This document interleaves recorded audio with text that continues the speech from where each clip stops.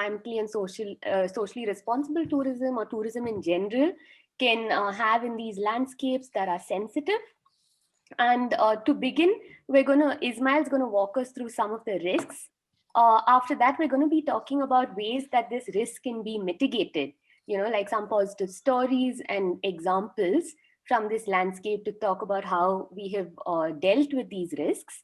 And finally, Bazad is going to lead us through looking at the roles of different stakeholders in mitigating risk in this landscape.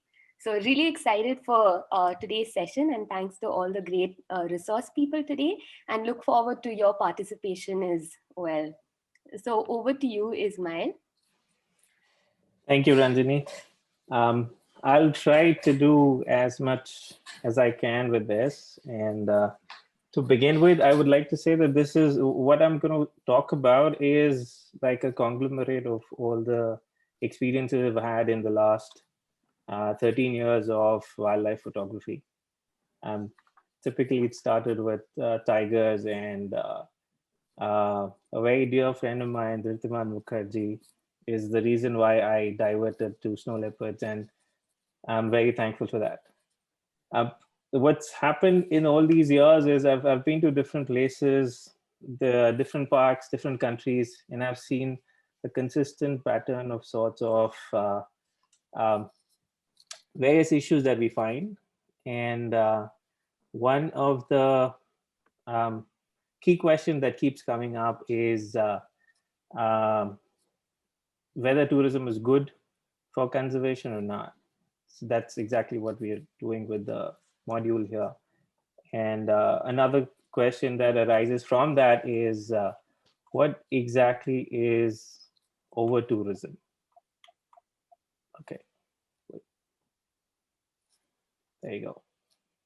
Now, how do we define over tourism or even excessive tourism, right? So it's actually quite subjective because 10 people in a very small area is claustrophobic. But then again, the same 10 people in a much larger area is kind of spaced out, and it doesn't really harm that much to the environment, to the people around, or even the area where you are. So it's a very subjective term, and depends on how many people are actually going to what sort of places. And I mean, to basically, I think if it's a crowd, and if you feel like it is crowding, and if it is too many people in a very small place, that's where the issue comes. And when there are so many people, then there is bound to be competition, right? And one of the risks we face of competition is unhealthy competition.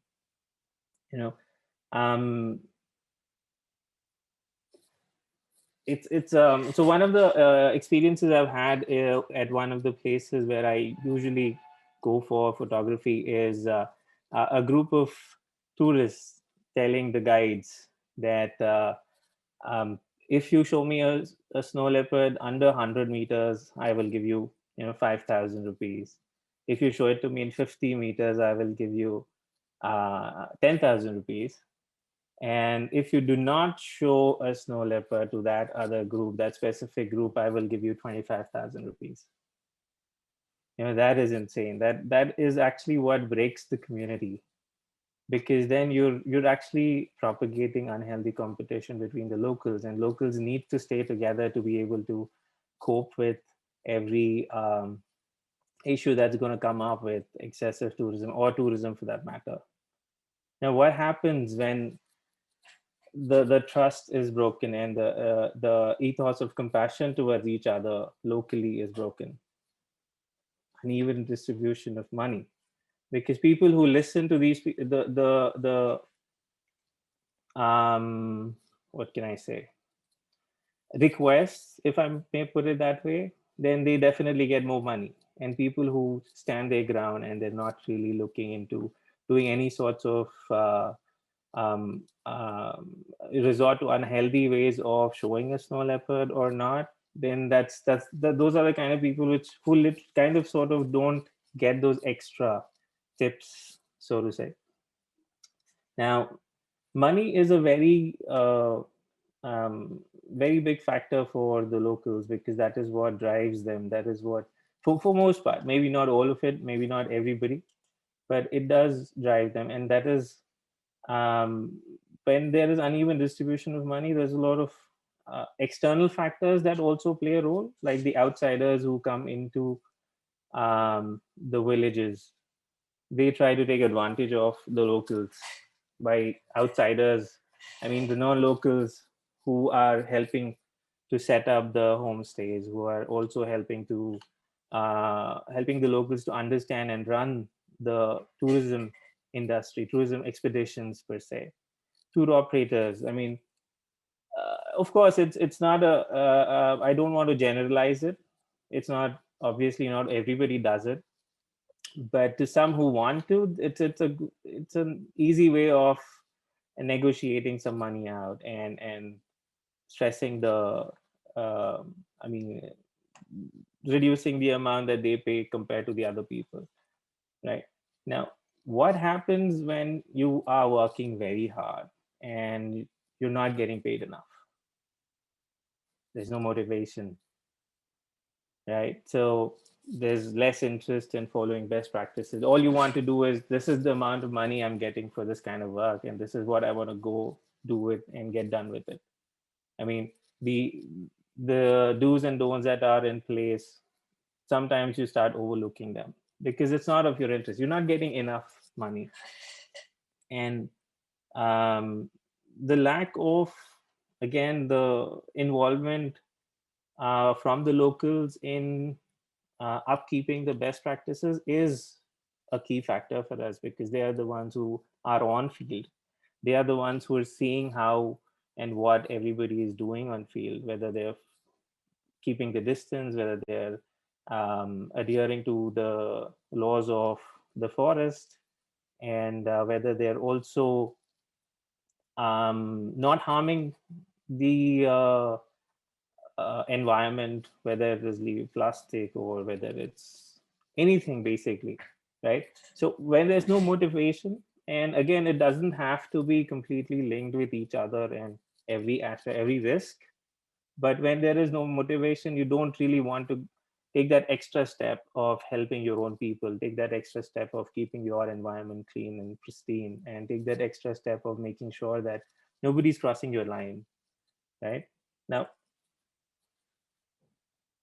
what I mean, it's actually, if we go back to the outsiders, there's another instance which I would like to relate. It's about one of the people I used to work with, and how the advantage is taken off the locals is, so this gentleman needed to pay me some money, and when I asked for it, he said, no, this has been compensated because in the last 3-4 years you've overstayed here, you've overstayed there, and this, and only to compensate for your overstay, I did not even give the guides any of their tips for the last 2 years. So all the hard work they've done, they've gotten their amount, but then the tips that usually run into 60, 70, 80,000 rupee for a trip has not been given to the locals at all. That's one of the risks that is always around. But and if you ask the guides or the porters, they're like, sir, they're giving us a job that is only more than enough for us. Some of them are really unhappy, but then they can't do anything about it because they are they're basically running the show, right? So that's something that really hit me hard, and I just was wondering how to go about it. And the gentleman had the audacity of actually writing it down in an email and send it to me, that I've actually not given any of your tips to your guy, to the people at all, right? Um, so yeah, lack of involvement. So the other risk that we actually, in fact, I tried documenting it this year, 2020 Feb.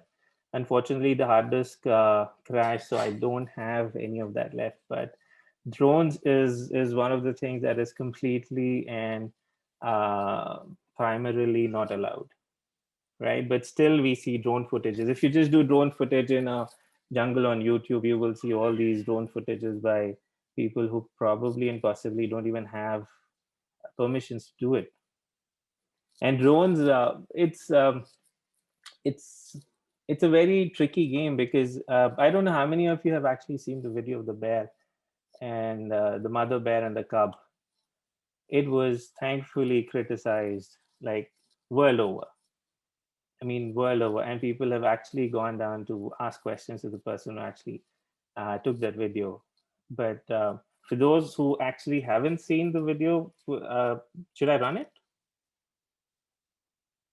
Anybody?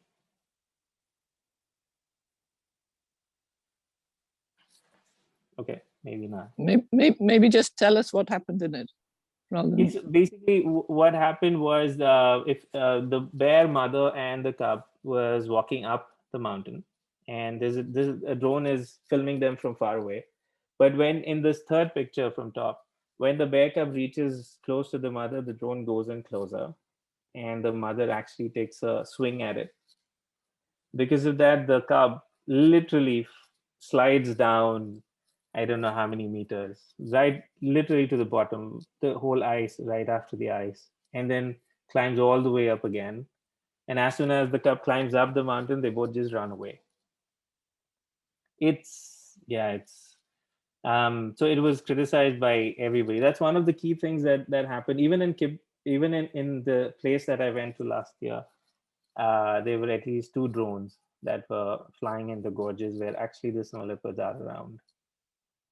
And yeah, I mean, the forest department also tries to do their bit, but they are unable to be at every place every time. So they have these different pockets that are happening, and they're trying to contain as much as they can. Um, another the another risk that we have is the hides.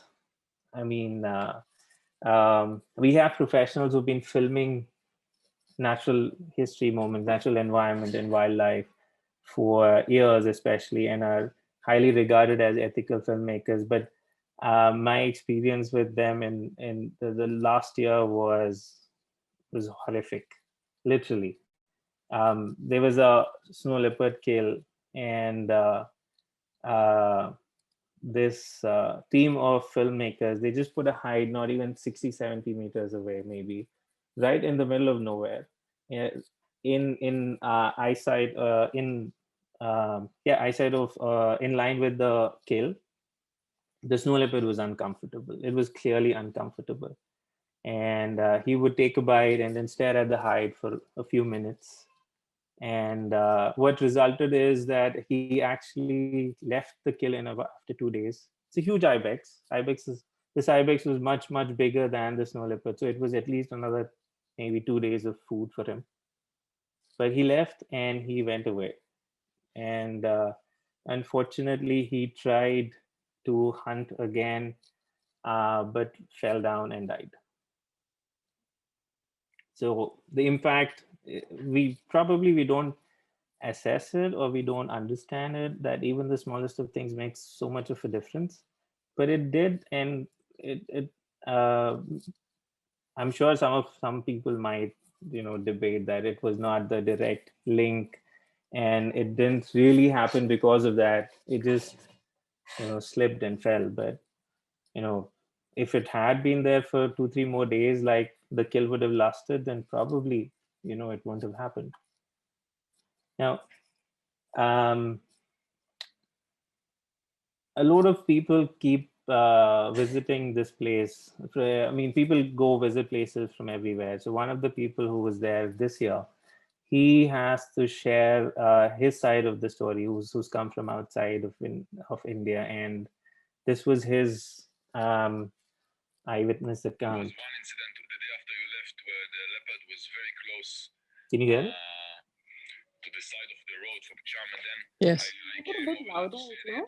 see it, and there was all the people around. I think 70 to 100. All the tourists were on the opposite side of the gorge and very close to the leopard. I mean, and the leopard was trying to prey on the other side of the hill, very close to the tourists. The tourists were very close to the leopard, and maybe to me it was not cool. I mean, in terms of the leopard doesn't look like it bothers him.